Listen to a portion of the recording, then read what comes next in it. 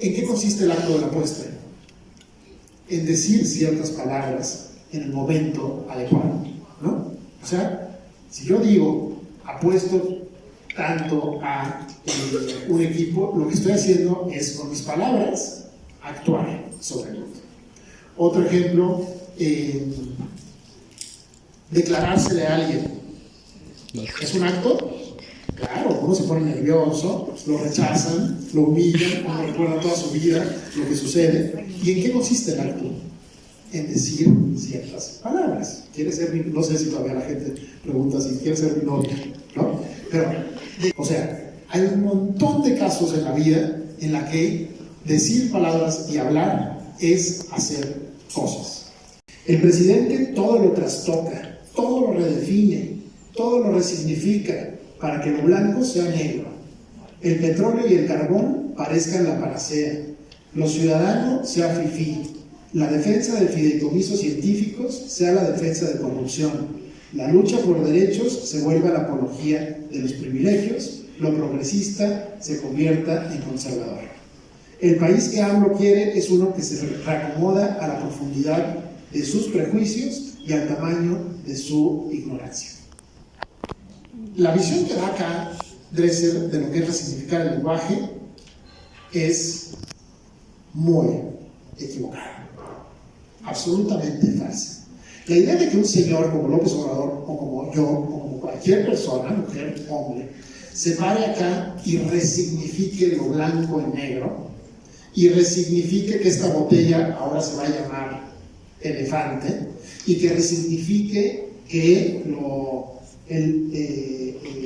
los ciudadanos sea fifí, es absolutamente falso. La gente no resignifica el lenguaje por sus agallas. La mayoría de las resignificaciones no funcionan, ¿cierto?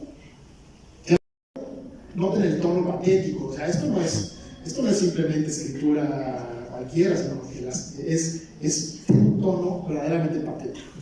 Jamás pensé vivir en un país donde el término sociedad civil tuviera connotaciones negativas, donde el concepto contrapeso fuera cuestionable, donde la defensa de la división de poderes fuera controvertida, donde exigir el fortalecimiento en vez del desmantelamiento institucional fuera reaccionario, donde para entender la política tenemos que estar atentos a cada palabra que pronuncie el presidente, etcétera, etcétera, etcétera, ¿no? Pero lo que podemos leer entre líneas de lo que dice Dresser acá es: jamás pensé vivir en un país donde existiera la resignificación. Jamás pensé vivir en un país donde los conceptos pudieran tener diferentes interpretaciones. Por ejemplo, que alguien quisiera hacer pasar la palabra naco o prieto no como insulto, sino como otra cosa. O que alguien quisiera entender la democracia no como, perdón por los científicos políticos que están acá en el presentes, pero no como un entramado institucional en el que el poder se reparte por el voto, sino como el poder del pueblo, ¿no? Entonces, en México hoy está en disputa la definición de las palabras, porque siempre hay alguien que tiene una idea distinta a la nuestra, que por supuesto el concepto de sociedad civil es un concepto muy polémico. Acá veo queridos estudiantes de la maestría a los que yo les di un seminario completo de sociedad civil, y hay críticos de sociedad civil y hay quienes lo respaldan, pero la idea de no poder imaginar la resignificación es una idea tremenda. Y entonces la pregunta que quiero hacerles es: ¿por qué tanta resistencia a la resignificación? Conservar es hermosa. ¿Qué tal? La palabra conservar es hermosa. Tiene que ver con el cuidado y la preservación. Quien cuida algo es un conservador, alguien con una fina conciencia de la responsabilidad. El término, sin embargo, se pervirtió a partir de la Ilustración, que comenzó a cargarlo de contenidos negativos. El primero en hacerlo fue Chateaubriand, quien en 1819 lo usó para definir a quienes se oponían a las ideas ilustradas y a los cambios políticos traídos por la Revolución Francesa, e introdujo el término conservadurismo. Desde entonces, la palabra perdió sus contornos hasta convertirse en una forma de insulto. Entonces, el señor Sicilia quiere transformar la palabra conservador ¿A alguien de ustedes les gustaría que los llamaran conservador? No. Honestamente, levanten la mano, una de esas hay alguien. Una persona. Muy bien, está muy bien, muy respetable. A la gran mayoría no, porque el conservador tiene y ha tenido durante mucho tiempo una connotación negativa. Connotación, el conservador es el que se opone a la justicia, a los cambios de la justicia, a las transformaciones sociales. O sea, no está gacho ser un conservador. Pero Cecilia quiere cambiarlo y quiere decir que conservador es una palabra hermosa. ¿Les parece que funciona su resignificación? ¿Alguien le mueve algo? ¿Alguien le dice, sí, es cierto, ya voy a empezar a usar la palabra conservador así? Conservar es hermoso, yo soy un hermoso conservador. No, eso no sucede. Eso, ahora les adelanto, es tan impotente y fracasado el intento de resignificación que se vuelve cómico, ¿no? Con todo respeto, señor presidente, yo también soy pueblo. Los científicos a los que tilda de mafia también son pueblo. Los profesionistas educados a los que acusa de aprender mañas en el extranjero también son pueblo. Las organizaciones de la sociedad civil conservadora que llevan años peleando por buenas causas también son pueblo. México es muchos Méxicos, los de abajo, los de arriba, los del medio, los de tez blanca, los de tez morena. Esto lo que es un intento por significar la palabra pueblo. Y por ejemplo, esto, no sé si ustedes siguieron las noticias de la marcha durante el fin de semana, pero esta marcha intentaba constantemente resignificar y decir somos el pueblo. Pero resulta que eran todos de mi color o más, tez blanca, como dice más buenos, ¿no? Y también, mínimo, y también resulta que eran de una clase social muy pareja, de la clase social justamente que no llamamos pueblo, que nunca hemos llamado pueblo, porque la palabra pueblo tiene una carga política muy antigua y muy pesada que quiere decir los excluidos, los dejados fuera del poder. Eso quiere decir pueblo durante los últimos 300 años. Y entonces hay un intento de un grupo de resignificar la palabra y que ya no solo quiera decir los que se quedaron fuera, sino también Denise Dresser, los educados, los profesionistas educados en el extranjero, ¿no? O sea, que puede decir, no, yo soy pueblo, yo estudié el doctorado en Nueva York, pero yo soy pueblo. Es evidente que López Obrador es muy exitoso con el lenguaje. Y entonces yo me metí a analizar cómo funciona su éxito. Y parte de su éxito es que es posible para él resignificar palabras que tenían un significado muy fijo y muy pesado, ¿no? Entonces, la palabra en la que me voy a centrar, que López Obrador resignifica, es naco. Naco durante mucho tiempo era una palabra que no aparecía en el discurso público porque era demasiado ofensiva. Naco es un insulto, ¿cierto? Sí. Y los insultos son palabras muy particulares, son palabras muy peligrosas, los insultos, porque tienen una enorme fuerza performativa. Por ejemplo, los insultos no se pueden pronunciar de manera neutral. Si yo acá digo un insulto en voz alta como puto o como maricón, ustedes se ponen como nerviosos y nerviosas, ¿no? Porque solo mencionar la palabra puede tener efectos muy profundos. Alguno de ustedes puede, por ejemplo, revivir un sufrimiento de ser víctima de esta palabra. Los insultos son palabras que queman, ¿no? Uno no los puede simplemente pronunciar en voz alta y esperar que nadie pase nada y que todos se rían, ¿no? Entonces, naco es una de estas palabras. Al pronunciarla, quema. La palabra naco es realmente peligroso pronunciarla. Y entonces yo quiero decirles cómo, de manera genial, López Obrador introduce en sus mañaneras la palabra naco cuando va a hablar de ella, ¿no? Porque de nuevo, tengan presente, es una palabra que puede ofender a mucha gente si se empieza a hablar de ella. Entonces, ¿cómo neutralizar su fuerza de insulto? Y esto es lo que hace López Obrador. cuenta una historia. Y cuenta una historia en la que él es el que recibe el insulto de naco, ¿no? Entonces, esto lo cuenta en sus mañaneras muchísimas veces, no lo contó una vez. Si ustedes se ponen a leer las mañaneras, lo cuenta cada 3 semanas, ¿no? Ya les platiqué de cómo cuando fui jefe de gobierno, estaba yo inaugurando una réplica de una cabeza olmeca en Santa Fe, con el que era gobernador entonces, que nos entregó esa réplica para la ciudad. Santa Fe es como, ¿cómo se llama? Puerta de Hierro. Antares, ¿no? Entonces, imagínense a López Obrador inaugurando una obra en Antares. Y se alargan los discursos, pero ya estaba terminando el acto, ya nada más faltaba que hablara yo. Iba yo a ser muy breve porque estábamos expuestos ahí. Cuando en una de esas pasa una señora en una camioneta de estas de lujo y me ve así y baja la ventanilla, no sé si con su manigüeta o en automático, y me ve y me grita: Andrés Manuel, eres un naco.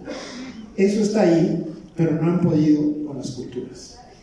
O sea, la palabra naco, que es un insulto con el que se ha despreciado a la enorme mayoría de la población mexicana como gente que no tiene cultura, que no tiene la capacidad política de actuar, que no tiene lenguaje para hacer leyes, para hacer libros, para hacer conocimiento, la introduce López Obrador, pero no en frío, como por ejemplo, piensen en Denise Dresser y piensen en Sicilia.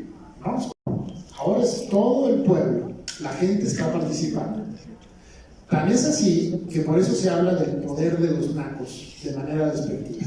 Claro, acá ya introdujo la palabra en otra manera, entonces él puede hablar del poder de los nacos y usar esta palabra que siempre quema de una manera un poco más segura. Cuando vi eso, me sentí muy orgulloso. ¿Qué tal? Eso es resignificar con gracia. Y eso no me escarnicé, me sentí muy orgulloso, porque eso es la democracia.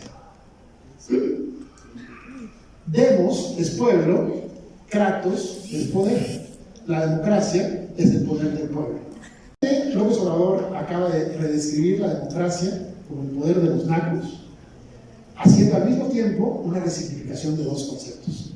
El de nacos, que ya no son los que no tienen cultura, los que no tienen derecho a la representación, sino que son la mayoría mexicana, y al mismo tiempo el de democracia, que ya no es lo que el INE diga que es, sino que es el poder de los nacos. Estén viendo la diferencia en el poder de resignificación que tiene López Obrador a los otros, ¿no? Entonces, les quiero recordar que las personas de carne y hueso normalmente no pueden afectar los significados. Las estatuas las pone el gobierno con presupuesto del gobierno, y por eso las pone de los niños héroes y no de desaparecidos. Las palabras como los insultos son insultos que circulan a través de alguna u otra estructura de poder. Lo que pasa en la resignificación es una redistribución del poder. La gente que no tenía poder para lograr hablar, para poder contrastar su mundo con el de otros, de repente logra con cierta efectividad cambiar las palabras. ¿Y qué es esto sino la democracia? La democracia es justamente el sistema de gobierno o la forma de organización en la que las personas que no tienen acceso al poder, de repente tienen alguna forma de poder. La democracia es también, aparte de lo que nos dicen en las clases y en los medios, es una forma de distribuir los significados y las palabras. Y defensor de la palabra naco. Chequen ustedes su tweet o lo que sea. Entonces Chumel Torres dice: naco no es un insulto.